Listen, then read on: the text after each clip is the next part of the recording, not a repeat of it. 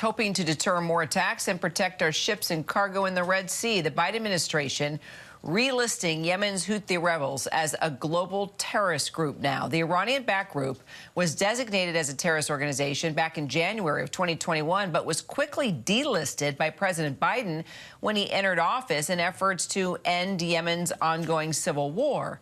But will redesignating the Houthis as terrorists and a terrorist organization actually hold them accountable and end these attacks that we've been covering?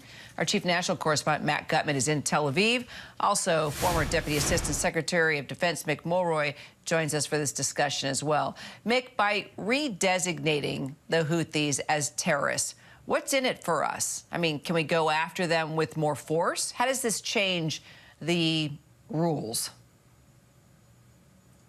Here, it's clear that their actions do necessitate a designation as a terrorist group, but these are two different designations. So the foreign terrorist organization designation that was placed on them by the previous administration carried more restrictions when it came to the ability to travel by their senior leadership.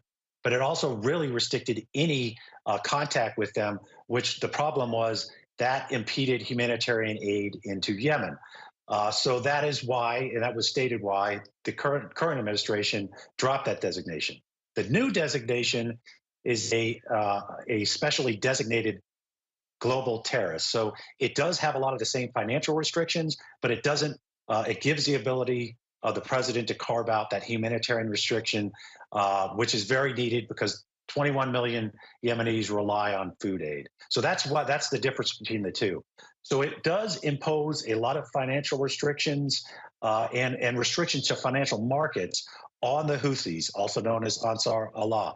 But it really doesn't give us any special military action against them.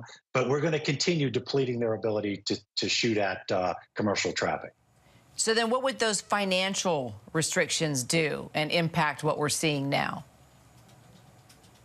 So, Kira, when it comes to the ability to use the banking system for groups to work with them that don't want to fall into those sanctions, that really does restrict them. Now, the Houthis, I don't think, are going to care. They're still going to carry out these attacks, blatant attacks against unarmed civilian vessels, and we're still going to need to stop the flow from Iran and deplete them as they get set up.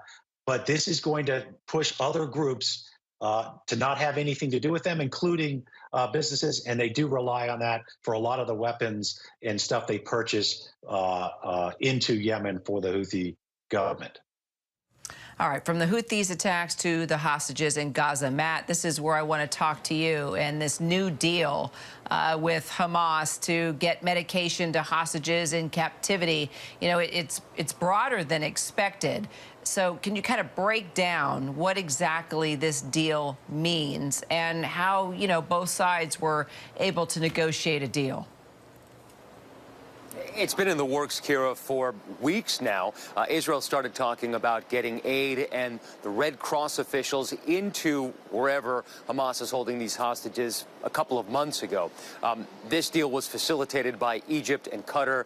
Hamas and Israel do not have direct negotiations or talks or any interface. But it is much broader. We saw this tweet today from Abu Marzouk, who is one of the leaders of Hamas based in Doha, and he said that for every package of medicine that is sent into Gaza designated for hostages, there will be 1,000 packages of medicine or packets or whatever, however they're packaged, designated for Palestinians. And at this point, we understand that there are now 5 truckloads of medicine bound for Gaza currently being inspected by the Israeli military. They're now going in. They're going to be dropped off at 4 hospitals throughout the Gaza Strip by the Red Cross, and from there they'll be disseminated. Israel has wanted to make very sure that the medicine that it wanted to get to specific hostages actually gets them. I don't know the mechanisms at this point by which they're going to verify that, but somehow they expect that to be done. This is a pretty big achievement for Hamas at this point, because it shows that they've managed to get something from these negotiations that benefits all Palestinians who so desperately need that kind of medicine right now in the Gaza Strip, Kira. All right, Matt Gutman, Mick Mulroy, thank you both so much. Appreciate it. Hi, everyone. George Stephanopoulos here. Thanks for checking out the ABC News YouTube channel. If you'd like to get more videos, show highlights, and watch live event coverage, click on the right over here to subscribe to our channel. And don't forget to download the ABC News app for breaking news alerts. Thanks for watching.